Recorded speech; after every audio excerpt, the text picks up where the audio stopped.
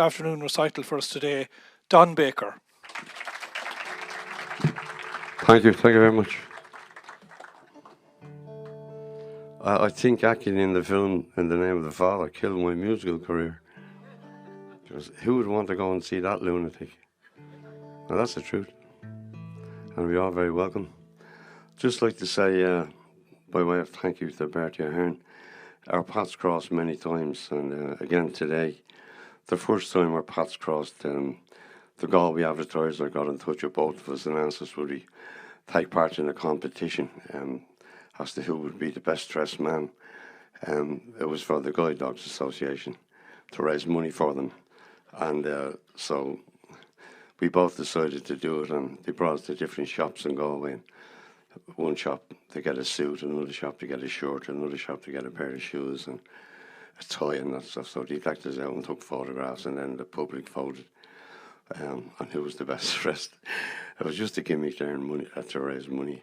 But someone had won, in that area had won the lottery, and they donated 50,000. So we done quite well. So the next summer, paths crossed. We had a single out called Little Angels. We were trying to raise money for Temple Street Hospital needed a new machine. I think something to do with kidneys or lungs. I'm not quite sure. And so he got involved. He put his shoulder behind that, and it was a great success. We got the money for them, and then our paths met again when all the news broke about with the documentary The States of Fear about the clerical abuse. He actually sent for me, and I went over to Dáil Éireann, and I met him, and he was asking me what should be done about it. So I won't tell you really what was said in the conversation, but we both came from the same area. I lived in Whitehall up until I was 12 years of age, and he lived in Drumcondra. So we knew about home farm football team and all that. So our paths seemed to be crossing, but I'd just like to say he's a wonderful person, and I'm not politically minded at all. But I trust my gut feeling when I meet someone that's a good person, and he definitely is a good person. And I think he's the best Taoiseach we ever had. That's my opinion. So give us a round of applause for Bertie Ahern. I'm just going to start out easy and sing an old American traditional song called My Creole Belle.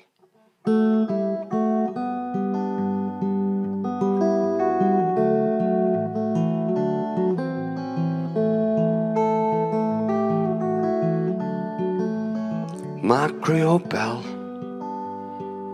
I love her well, I love her more than anyone can tell. When it starts to shine, I call her mine, my darling baby, my Creole belle.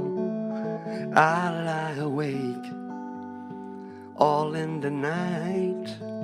I wish I had my darling to hold me tight.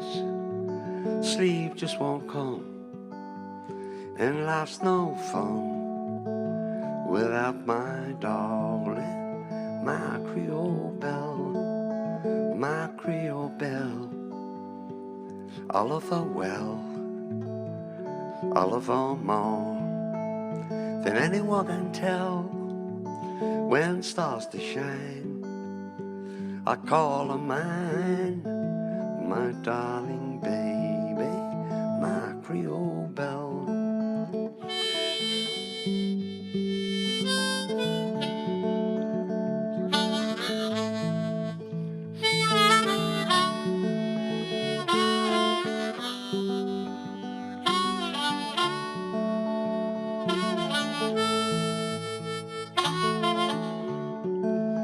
I took a walk last night, and the moon was bright.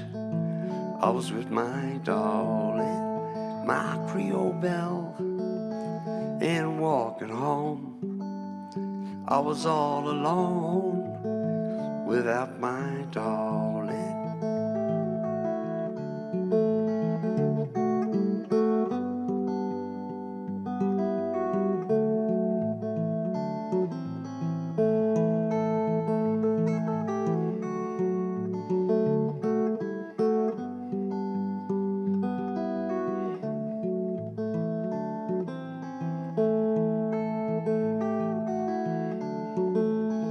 my Creole belle. I love them all. When it starts to shine, my darling baby.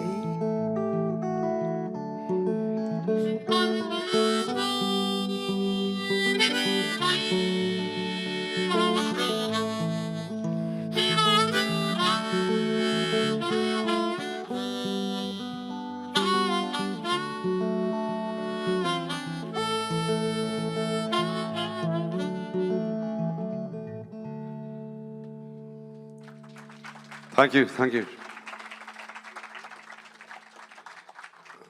Oh, you don't write them like that anymore. If you have any requests, just write them down on the back of a €50 note and send them up to me. There was a fellow who went for a job in an electrical shop, and he wasn't very bright, you know. But he was a decent old skin, and the manager wanted to give him the job. So I said, I'm going to ask you a question. If you get this right, I'm going to give you the job. Which is the odd one out? It was an electrical shop, don't forget. Which is the odd one out? He said, a TV, a toaster, or a dog. And the guy thought about it for a while, and he said, a toaster. And he said, how do you make that out? He said, well, you need a license for a TV and a dog. You don't need a license for a toaster. You know.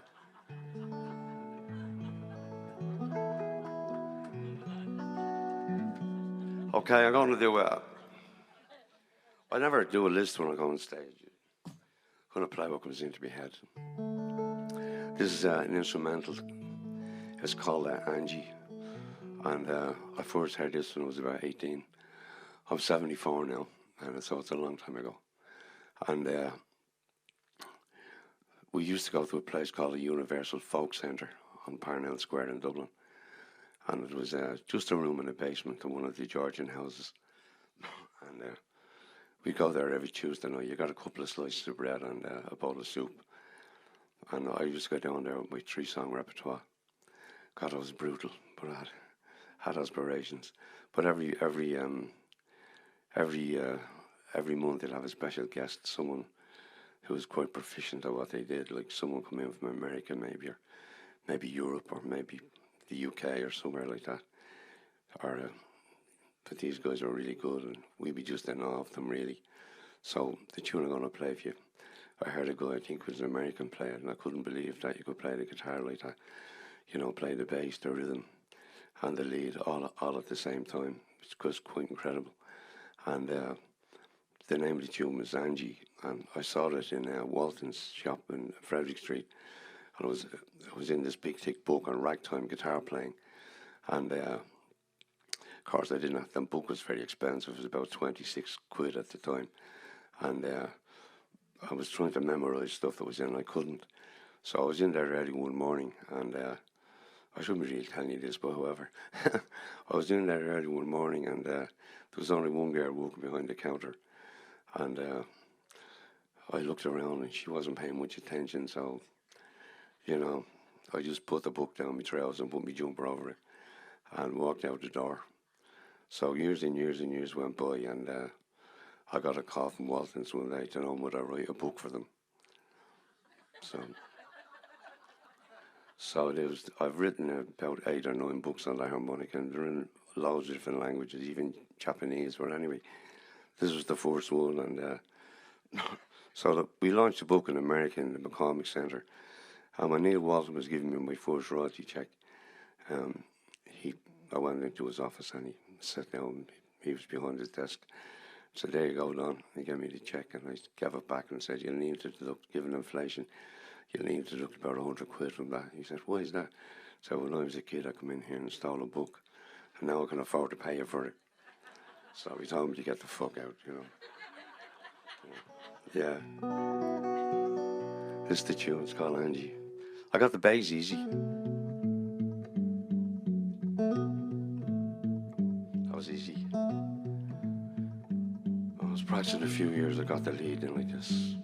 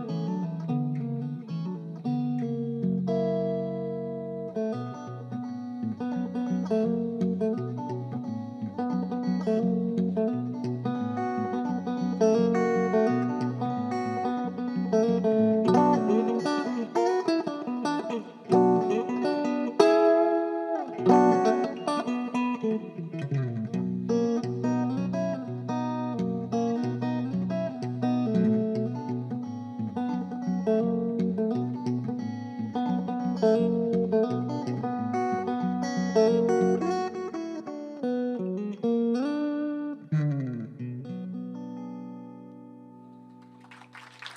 you very much.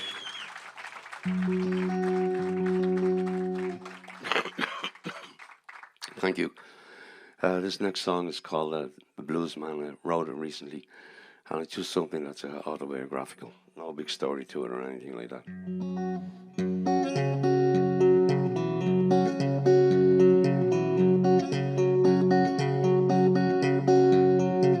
I am a blues man. My whole life's been one big jam. I play the blues, heart and soul. I get off on rock and roll. I am. I'm a blues man.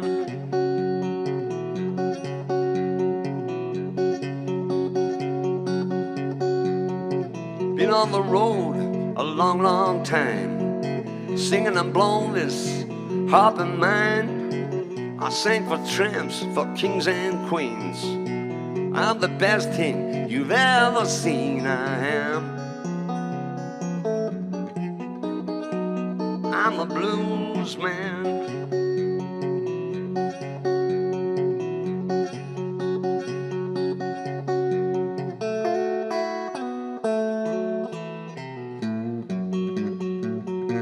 Been playing my harp since I was 10. Muddy waters, hoochie, coochie man. Been on the road since I was 17. I'm the best thing you've ever seen. I am. I'm a blues man.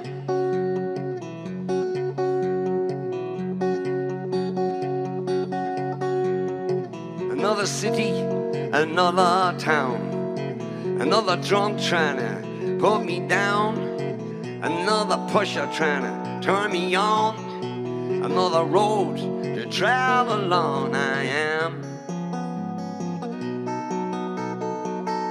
I'm a blues man.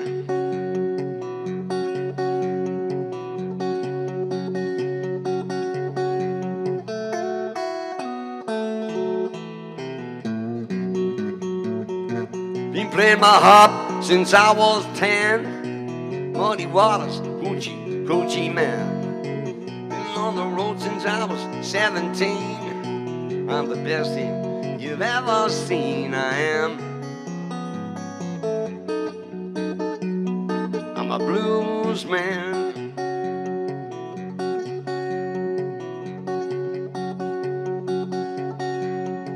Blues man, that's what I am. Blues man.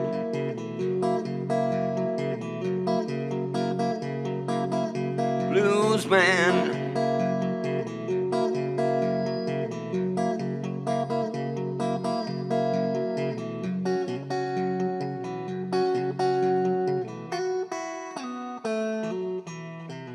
I'm a blues man. Thank you very much. Well, some years back, I went over to America to play with an all-black gospel choir. I landed in Alabama. It was quite an experience, but I was playing in churches all over the Mississippi and Montgomery and Alabama and places like that. And I got very friendly with the. It was an all-black, except for myself. It was an all-black gospel choir, and I got very friendly with the head pastor. His name was Andre, and he told me stories about the atrocities were committed against his people. For instance, he found his father hanging from a tree when he was just a kid, and things like that. Anyway, he could tell that I was full of empathy and sympathetic, and I seemed to understand what he was talking about, because our own history is very similar with repression and stuff like that. I'm not going to go into that, but he subsequently brought me to, they have a museum on 116th Street in Birmingham, Alabama, and you walk in the door, there's a glass case with a Ku Klux Klan uniform it looked very expensive, silver, with the hood with the eyes taken out, and a very frightening thing. And yeah, you go in and they've got the bus Rosa Parks was arrested from in 1963, and they've got photographs, horrible photographs of black people being strung up while kids eat their sandwiches and drink their coke, playing around the tree they're hanging from. The mind boggles really, and but around they have you know, black and white TVs with JFK talking and Martin Luther King and the militia with the water hoses, spraying the students and all that kind of stuff. But there's a church around the corner from the museum, and the Klan bombed it, I think it was April 1963. They killed 4 black kids and many others, and no one was ever held accountable. And I got thinking about all that after I come back home. And but they're wonderful people, I have to say. They were very, very kind and generous. And the only thing I'd say was they wanted me to eat, the women done these big dinners for me, and they wanted me to eat a dinner with a pig's ear on top, like with the hair and all on the ear, you know. So I said, oh, I'm not eating that. You know, they said when they were in Ireland, you had to eat cow's blood. And I said, oh, you're talking about black pudding. So there's a big difference between black pudding and a pig's ear. Anyway, that's just one of the things I remember. But I come home and wrote this song. It's called, I call it Alabama Blues, but I think it's up on YouTube under The Preacher Story. I hope you like the song.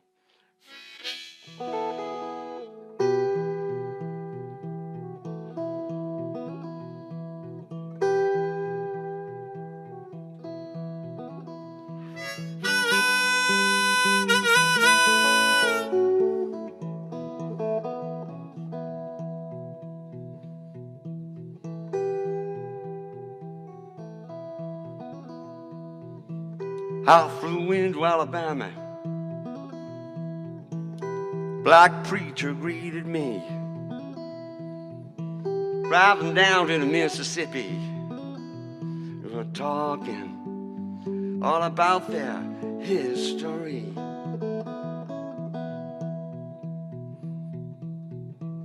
He said when I was a young boy, they hung my father from a tree. Then he looked at me through sad eyes, and this is what he said to me. He said the Klan killed the children as they knelt praying for Martin Luther King, home of the brave, land of the free.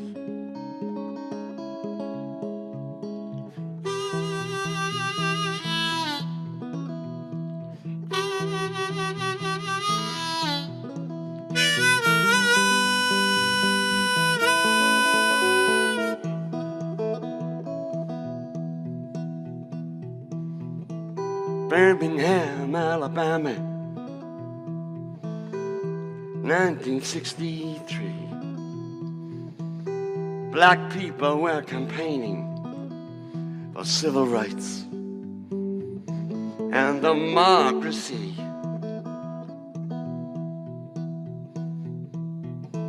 Segregation and discrimination, unemployment and poverty. 400 years of persecution. Yeah, for white supremacy. And the Klan killed the children as they knelt praying for John F. Kennedy, the land of opportunity.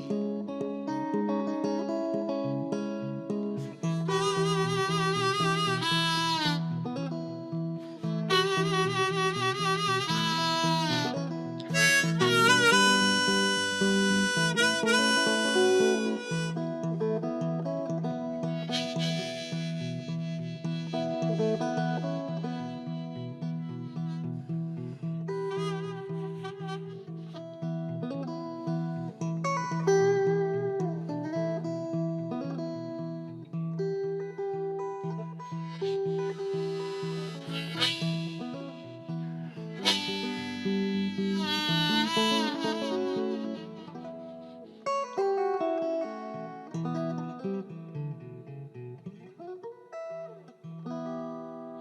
you.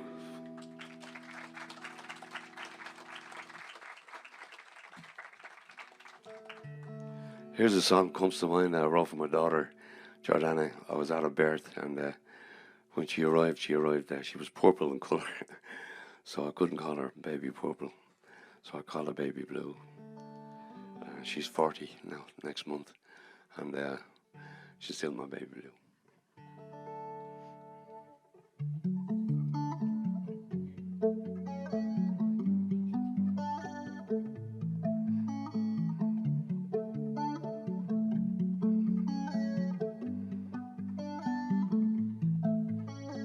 Ooh, ooh, Baby Blue. Ooh, ooh, Baby Blue. I remember when you were born, and I first held you in my arms. Tears of joy rolled down my cheek, lump in my throat, I could not speak. I love you. You, Baby Blue.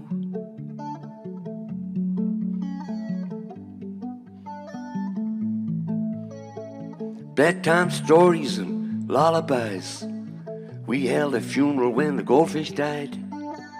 And I remember your first day at school. I stood there crying, looking like a fool, for you, Baby Blue.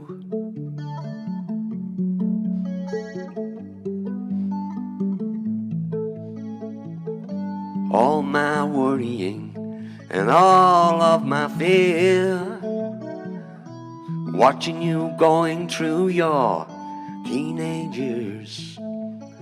I'm older now and I reminisce. I think about all the things I miss. Old photographs of you and I make me laugh and make me cry. I miss you. You, Baby Blue.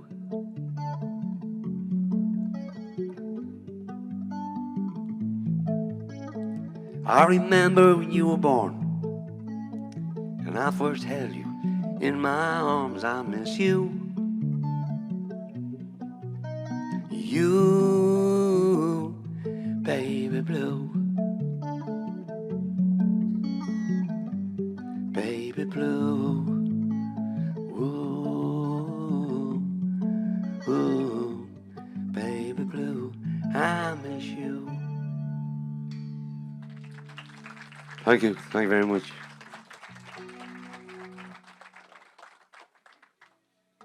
Oh, thanks. I won't bother with the harmonica, it's too much work. So, I'm so lazy, you have no idea. Anyway, I'm going to sing a song. There's a little bit of profanity in the song, but it's quite deliberate. I was at an AA meeting in Los Angeles. I forget what year it was, way back anyway. And there was a guy there. The team was on anger, and I was the guy giving the talk. And anyway, this Afro-American come up to me and wanted to know, would he have a cup of coffee with me and wanted to talk. I said, sure. So I went and had a coffee with him, and he was really an angry guy. He'd moved to Los Angeles because Thursday being his wife was a crack cocaine addict, and he tried to fix her over a period of a couple of years, I suppose. And of course, to no avail. And he told me things like she stole his watch and his wedding ring to support her habit, and a lot more besides. But she wound up sleeping with one of the drug pushers to support her habit. And he flipped and he got a gun. He was going to shoot the guy. And I think he met his brother on the way. And he talked him out of it. And I think he threw the gun in the Michigan River. And but he didn't realise that he was an alcoholic. he didn't realise he was also codependent, and he wasn't ready to hear that, so I didn't tell him that. So, but again, I got thinking about it, and I put myself in his shoes. I've never taken cocaine. I don't know what that's like. I had enough problems with alcohol, being honest with you. You know, I didn't need that. So I'm not a drug person. So, yeah, so I wrote this song. It's called Crack Cocaine. And I remember I sang it in Greece at a festival. And there was kids at the festival, and a guy came up and had the head of me for singing it. And I said, sure, you know, the whole idea of this song is to make people aware of the dangers of cocaine and crack cocaine. But he didn't seem to get that. He was adamant that I was totally wrong. Anyway, I don't mean any offence to anybody when I sing this. It's just, it's life, ladies and gentlemen. It's real. I own a hotel, and I can tell you now, I go into the toilet at the end of the night. There's traces of crack cocaine on the citron, you know. You can't see it. There's nothing you can do about it.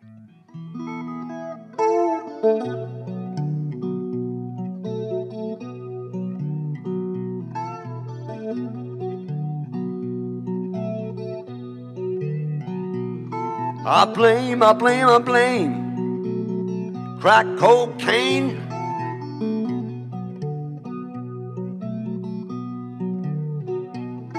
I blame crack cocaine.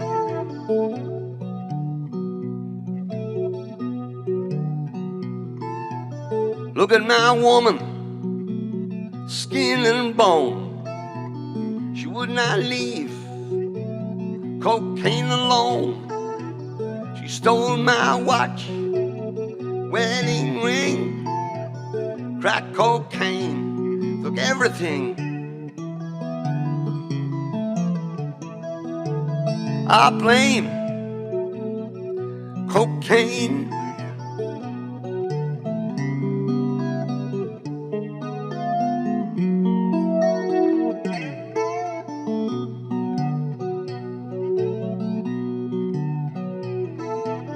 I'm getting a job, I'm leaving the neighborhood. This time, woman, I'm gone for good. There's no use in you crying, smoking crack. This time I swear I won't be back. I blame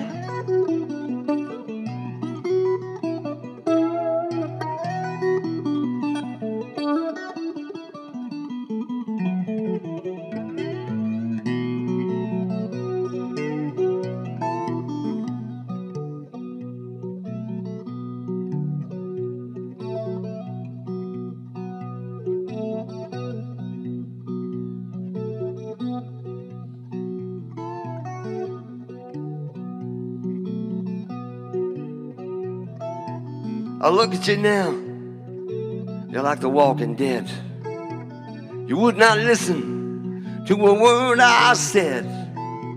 You see that pusher with all the bread? I'll put a dum-dum bullet in its motherfucking head. I blame cocaine.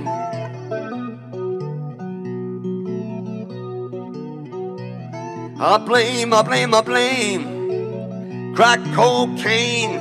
I blame crack cocaine. Crack cocaine is what I blame. Crack cocaine is what I blame. I blame. Blame. I blame. Crack cocaine.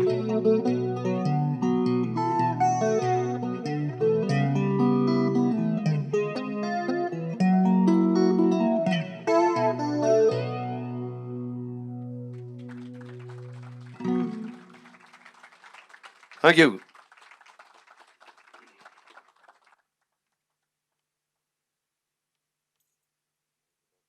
Something on the harmonic if you.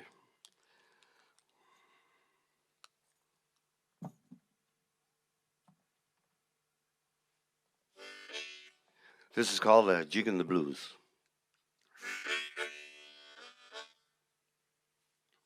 I never brought water with me. If there's anybody there on the back who get me a bottle of water, I'd be very grateful. Thank you. Oh, there's water here, look.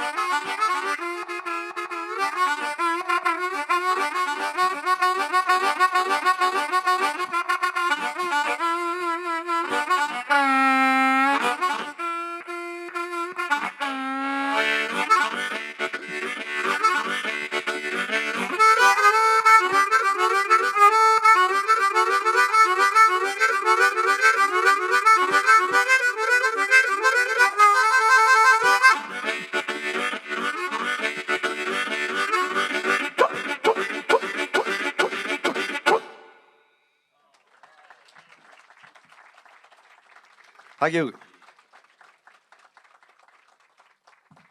Oh.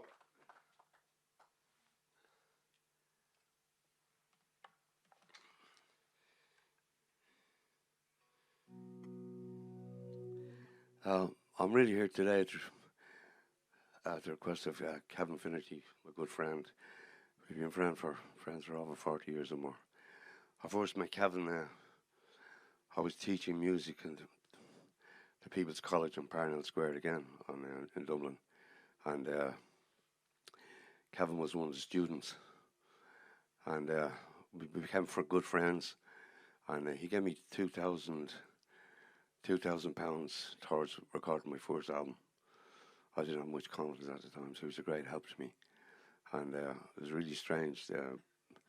Our paths, our lives took. Excuse me. He, I was about searching at the time. And it was funny, he called to my house one night with a book called The Road Less Travelled, the spiritual book written by Scott Peck. And I had already gotten the book that day. Talk about a coincidence. So I'm in bed reading the book and heard someone at the front door and something was dropped into the letterbox. I went down with the same book, The Road Less Travelled. And so our paths went off from there. I took more of the spiritual path he took his road too. But we've always had great friends, and I recorded a track called Trinity's Blues dedicated to him, and I'm more than happy to be here today at his bequest, you know. So thank you, Kevin, for all the wonderful friendship in the years. Greatly appreciated. And then this is a song come out of my soul searching. First I wrote a song called I Wish I Had Religion, and then I realised I went further down the path after 20 years or so that it wasn't religion I was looking for at all, it was spirituality. So anyway, I wrote this song. It's called God's Got No Religion.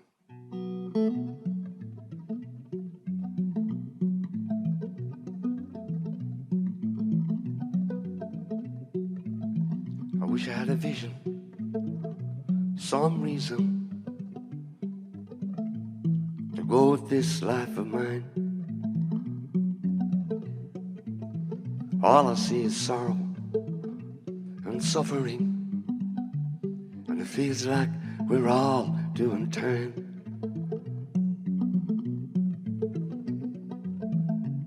And God's got no religion,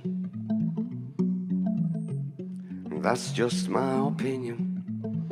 I said God's got no, God's got no religion. And I'm standing here waiting, show me a sign.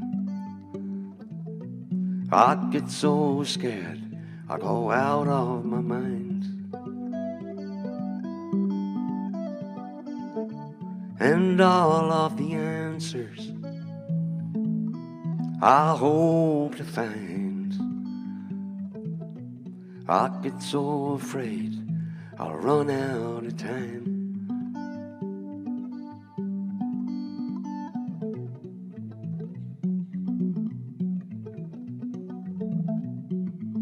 There's got to be a reason for being, more than living and dying. Think of all the races and all the places, and innocent people are dying. And God's got no religion. Now that's just my opinion.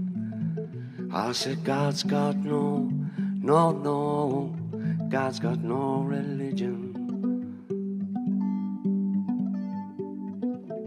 And I'm standing here waiting, show me a sign. I get so scared, I go out of my mind. And all of the answers I hope to find, I get so afraid I'll run out of time.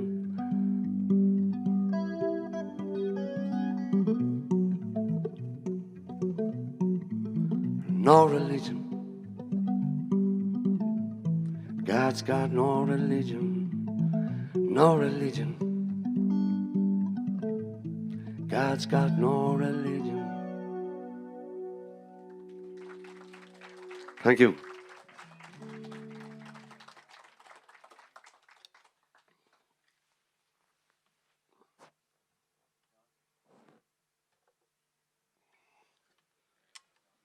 Just bought this guitar recently and trying to get used to it. This is my first gig with it, so here goes. There's a song I wrote. I was talking to a guy one day, and one of these people that drain you, you ever meet them? Finbar Fury calls them emotional vampires. And so I went home thinking, I'm 74, because I don't know how much time I have left. I'm not gonna waste the time to something like that, that's for sure. Anyway, so I wrote this song. I'm gonna play a slide guitar. It's called Bottleneck.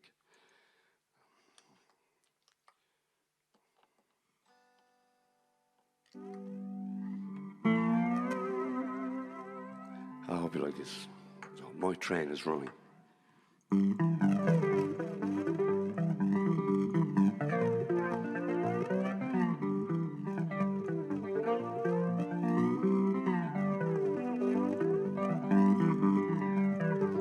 My train is running full speed ahead. Ain't got no time to lose, I'll be a long time dead. My train is running full speed ahead. Ain't got no time to lose, I'll be a long time dead. Well, I'm all fired up, burning up the track. Can't hang around and I won't be back. I'm all fired up, rolling down the track. Won't wait for me, I won't be back. I'm leaving trouble and my worry far behind. I'm riding on down the railroad line. Don't know where I'm going, but I know I'm right on time. Riding down that railroad line. My train is running. My train is running. Yeah, train is running.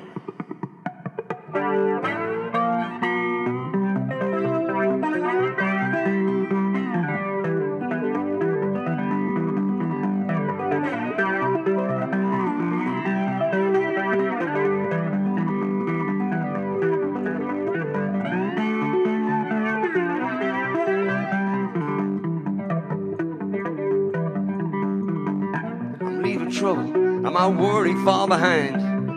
I'm riding on down the railroad line. Don't know where I'm going, but I know I'm right on time. Riding down that railroad line. My train is running. My train is running. Oh Lord, I won't be back. Riding down that railway track. Oh Lord, I won't be back. No, I'm riding down that railway track. My train is running.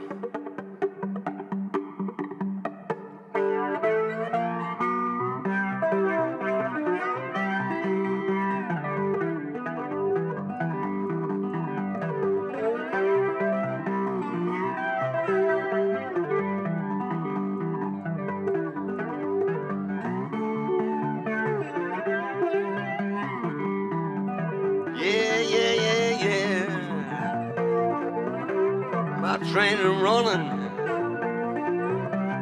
My train is running.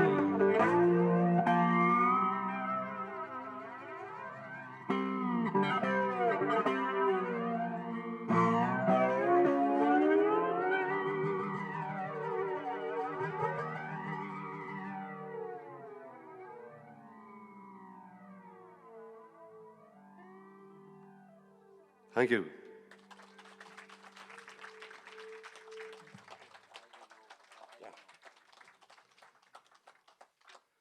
Thank you very much, gentlemen. I think I'm going to finish with this song.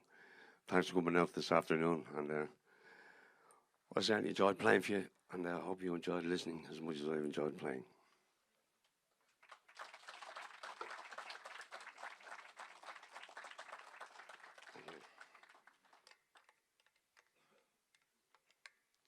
I'd like to thank Claire and Zoe for the lovely lasagna.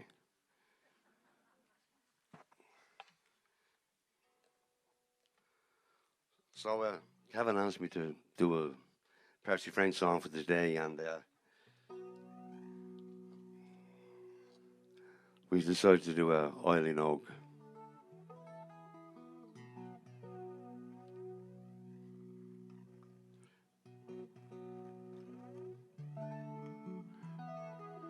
And sorry, Adrian, this guitar's gone down a bit in volume. I don't know why.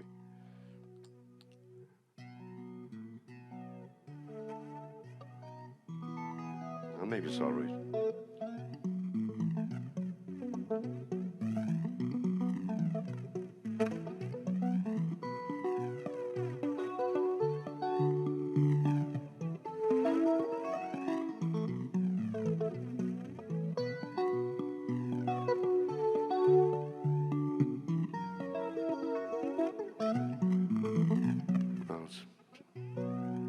Turn that amp off for me, will you?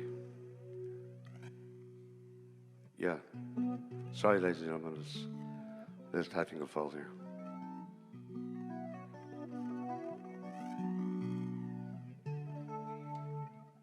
I don't know how the volume went down on that. See that first channel? Turn that up there, the very first knob. Thank you.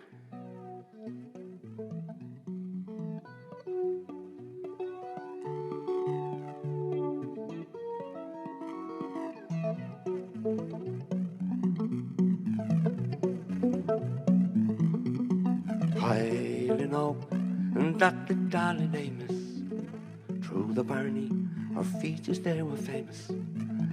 You will loved her, who's there to blame us? For wasn't she the bride of Petrivore? But her beauty made us all so shy, not a man could look her in the eye. Boys, oh boys, sure that's the reason why we're mourning for the bride of Petrivore.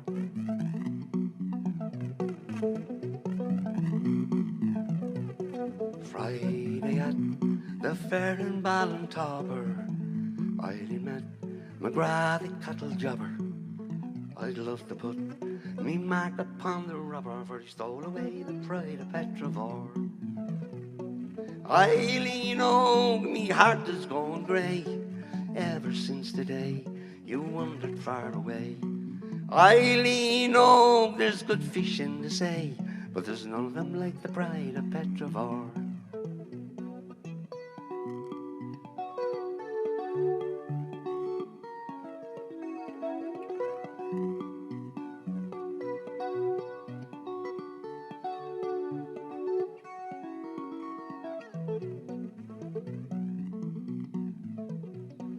Boys, oh boys, with faith it's hard to gravel. Of my eye, sure Eileen was the apple. And now to see her walking to the chapel with the hardest featured man in Petrivore.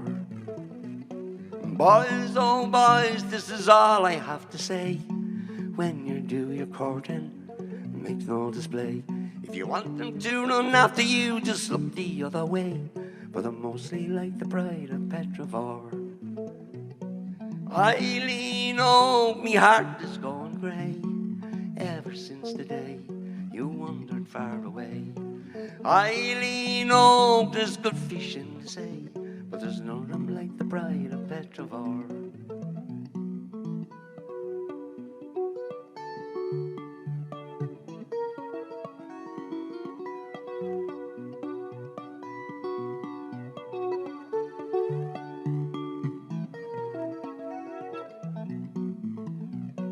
Eileen, oh, me heart is going grey ever since the day you wandered far away. Eileen, oh, there's good fish in the sea, but there's none of them like the bride of Petrivore. Eileen, oh, Eileen, oh, that the darling name is. Eileen, oh, that the darling name is.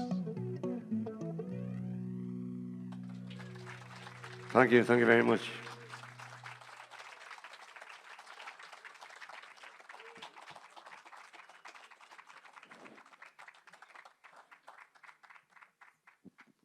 I promised young Kevin I'd play this tune from him.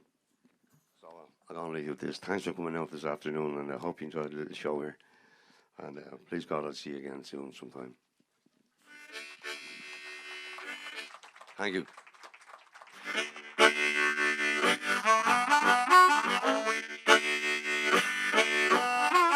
This train is bound for glory. This train is bound for glory. This train is bound for glory. Don't ride nothing but the righteous and the holy. This train bound for glory. This train.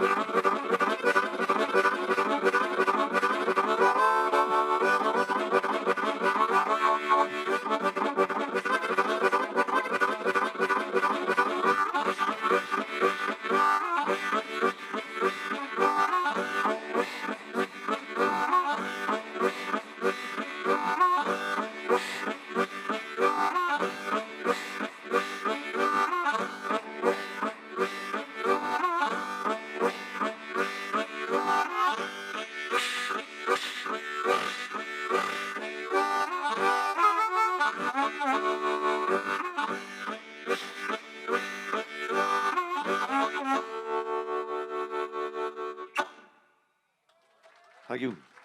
God bless you. Thank you very much. Bye-bye.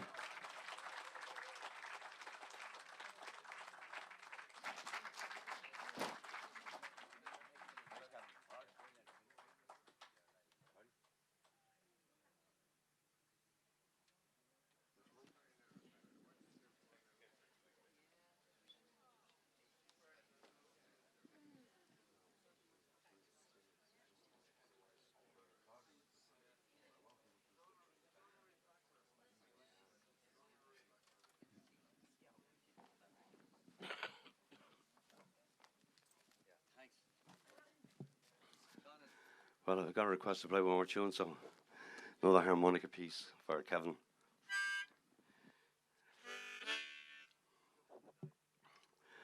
This one comes to mind.